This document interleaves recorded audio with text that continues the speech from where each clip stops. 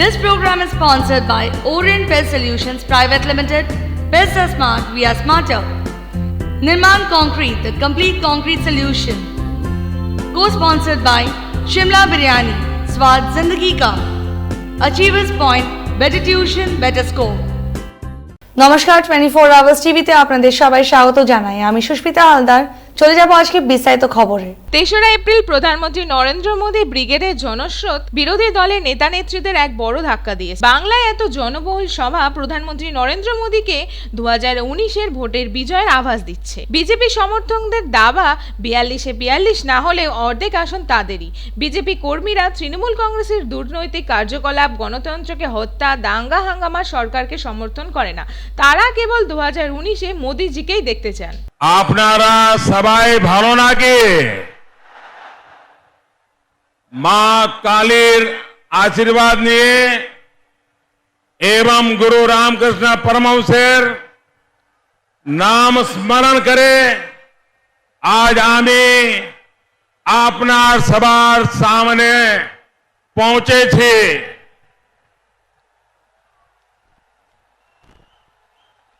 बहुत ही कम समय में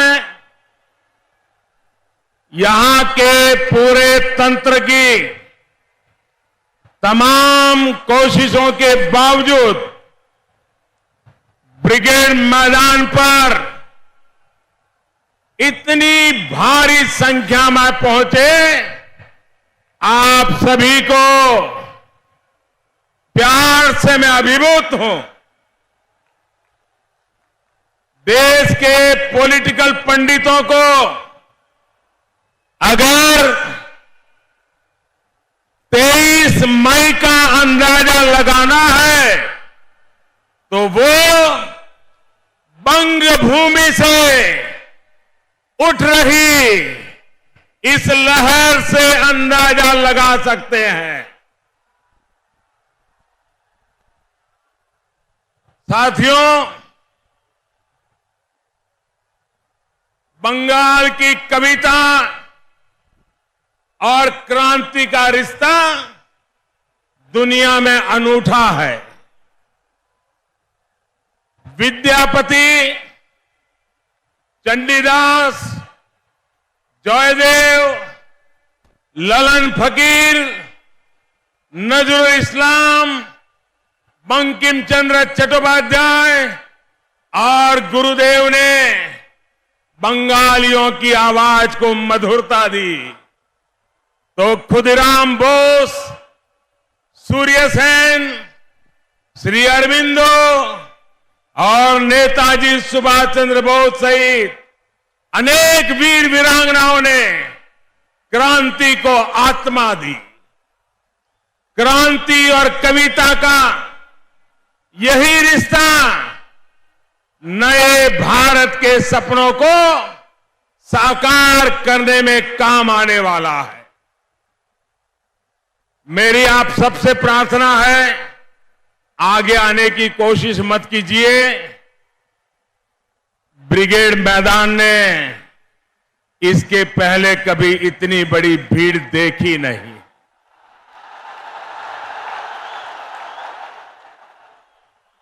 आप जहां हैं वहीं रहिए, आगे आने की कृपया कोशिश मत कीजिए। मैं आपका ज्यादा समय नहीं लूंगा। आप घंटों से यहां इंतजार कर रहे हैं। भारत माता की, भारत माता की, आपका ये प्यार मेरी सर आंखों पर। और मैं आपको विश्वास दिलाता हूं, आप जो ये प्यार दे रहे हैं ना, मैं ब्याज समेत विकास करके लौटाऊंगा। साथियों, कोलकाता हो, हावड़ा हो, दमदम हो, जादवपुर हो, बारासत सहित बंगाल के कोने से इस चौकीदार को जो बीते 5 वर्ष में समर्थन मिला है, जो शक्ति मिली है, उसी का परिणाम है कि आज आपके सामने नम्रता पूर्वक मेरा कार्ड, रिपोर्ट कार्ड लेकर आज आपके सामने आया। 68 নম্বর ব্লকে 2রা এপ্রিল মমতা ব্যানার্জির অনুপ্রেরণায় লোকসভা তৃণমূল প্রার্থী মালা রায়ের উদ্দেশ্যে এবং পৌর প্রতিনিধি সুদর্শনা মুখোপাধ্যায়ের একটি কর্মী সভা আয়োজন করে। উপস্থিত ব্যক্তিগণের মধ্যে ছিলেন বিধানসভা কেন্দ্রের বিধায়ক এবং মন্ত্রী সুব্রত মুখোপাধ্যায়, প্রার্থী মালা রায়, বৈষ্ণরা চট্টোপাধ্যায়, সন্দীপ রঞ্জন বক্সি। 2004 সালে 42টি আসনের মধ্যে একটি আসন ছিল দক্ষিণ কলকাতা। এইবার লোকসভা ভোটে তাদের দৃঢ় বিশ্বাস দক্ষিণ কলকাতায় তাদের রঙে রঙিন হয়ে উঠবে। আরও জানান 42টি আসনের মধ্যে 42টি থাকবে তৃণমূল কংগ্রেসের। না, এটা কোনো তৃণমূলের গড়, এটা তৃণমূলের গড়। এখানে অন্য কোনো দল দাঁত ফোটাতে পারবে না, এটা আমি বিলিভ করি।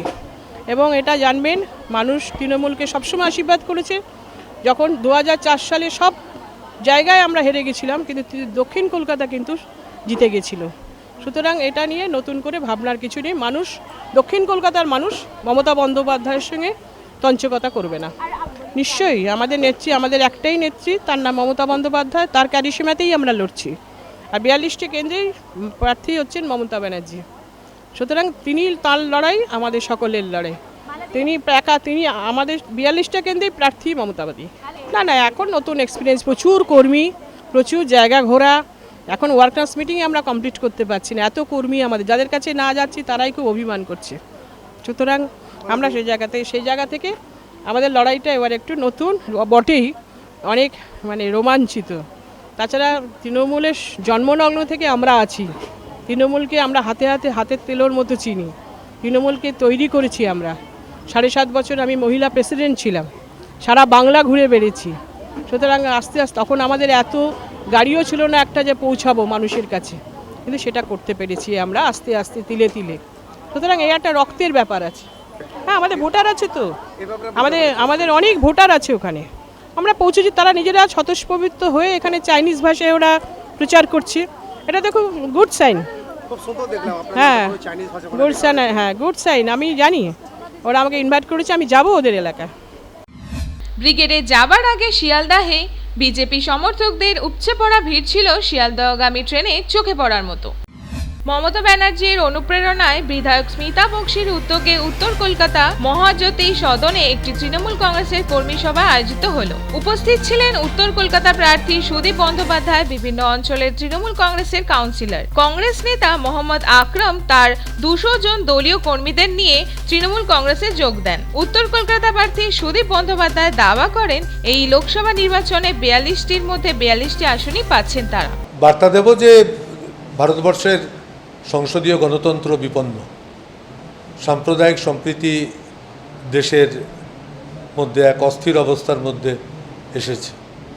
তার থেকে দেশকে মুক্ত করার জন্য শপথ নেওয়া এবং মামাটি মানুষের নেত্রী মমতা ব্যানার্জি তার নির্বাচনী ইস্তাহারে যে সমস্ত বিষয়গুলোর কথা প্রকাশ করেছেন, সেগুলো নিয়ে কর্মীদেরকে জনতার কাছে যাওয়া, জনতার দরবারে যাওয়া এবং আগামী দিনে ভারতবর্ষের সরকার প্রতিষ্ঠিত হলে আমাদের করণীয় কী কী, তৃণমূলের ভাবনা চিন্তা সে সম্পর্কে কী, সে ব্যাপারে কর্মীদেরকে অবহিত করা এবং যে বিষয়গুলো নিয়ে তারা পরবর্তীকালে আবার জনতার দরবারে গিয়ে পৌঁছবে। আমি আসলে এগুলোর ব্যাপারে দলের যারা মুখপাত্র তারাই মতামত দেন, কিন্তু নির্বাচনের মুখে এসব কথা বললে নির্বাচন কমিশনার এবং নির্বাচন কমিশনের দায়িত্ব এগুলোকে সঠিকভাবে ট্যাকল করা। এসব বলা বাঞ্ছনীয় নয়, প্রত্যাশিত নয়। এভাবে নির্বাচনে জেতাও যায় না। নির্বাচনে যারা প্রতিদ্বন্দ্বিতা করেন তারা এ ধরনের ভাষা কেন প্রয়োগ করেন আমার বোধগম্য হয় না। আমি নিজে 8 বার জিতেছি এই রাজ্যে। দেশের যে কোনো রাজনৈতিক দলের নেতা নির্বাচনের সময় দেশের যে কোনো শহরে যেতে পারে। আমি তো দেখছি যিনি আমার বিরুদ্ধে দাঁড়িয়েছেন তিনি তো শুধু আমার বিরুদ্ধে দাঁড়াননি, আমার কাছে পরাজিত হওয়ার পর তিনি বিধানসভা কেন্দ্রে আবার দাঁড়িয়েছিলেন। তখন স্মিতা বক্সির সঙ্গে লড়েছিলেন, তখনও জেতেননি। আমি চেয়েছিলাম যে আরেকবার কাউন্সিলরে দাঁড়িয়ে অন্তত জিতে আসুক। একটা 8 বার জেতার লোকের সঙ্গে লড়তে গেলে একটা মিনিমাম কোথাও জেতার একটা রেকর্ড থাকতে হবে তো, নাহলে এটা বড্ড যেন মনে হচ্ছে ফারাক এসে যাচ্ছে এই লড়াইয়ের মধ্যে। কেউ 9বার জিততে যাচ্ছে, কেউ 9বার হারতে যাচ্ছে, এটা ঠিক দেখাচ্ছে না। পরিপূর্ণভাবে, সম্পূর্ণভাবে এবং 45 বছরের রাজনৈতিক অভিজ্ঞতা থেকে বাংলার মাটিকে চিনে তৃণমূলের শক্তি কী, তৃণমূলের ক্ষমতা কী, মমতা ব্যানার্জির গ্রহণযোগ্যতা এই মুহূর্তে বাংলার মাটিতে কোথায় গিয়েছে, তার উন্নয়ন বাংলার মানুষকে কিভাবে প্রভাবিত করেছে, তাদেরকে একেবারে নিশ্চিন্তভাবে বলতে পারি যে 42-এ 42 শুধু স্লোগান নয়, 42-এ 42 একটা বাস্তব সত্য এবং আগামী দিনের ভারতবর্ষে এটা আমরা প্রমাণ করে দেবো 23 তারিখে জুন মাসে। নিয়ে নেব একটা ছোট্ট বিরতি পর আরো খবর। Want to make a bright future in the field of journalism? Join 24 Hours TV media classes for better growth and opportunity in media. 24 Hours TV provides crash courses like reporting, desk editing, script writing, and anchoring. You can also offer special courses like camera and video editing at our 24 Hours TV studio at VIP Bazaar, nearest landmark being Vrindavan Garden Marriage Hall. For further queries, contact 6289004356. Achievers Point, better tuition, better score. Students of class 7.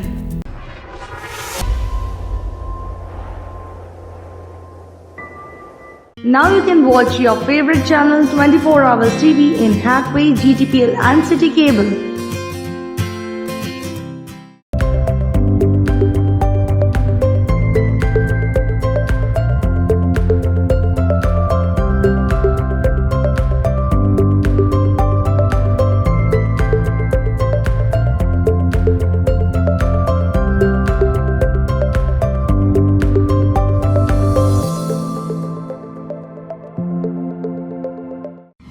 Lok Sabha ভোটের আগে মুর্শিদাবাদের সাগরদিঘি থানার police বাহিনী সংলগ্ন এলাকায় দ্বিতীয় দিনের route march সারলেন।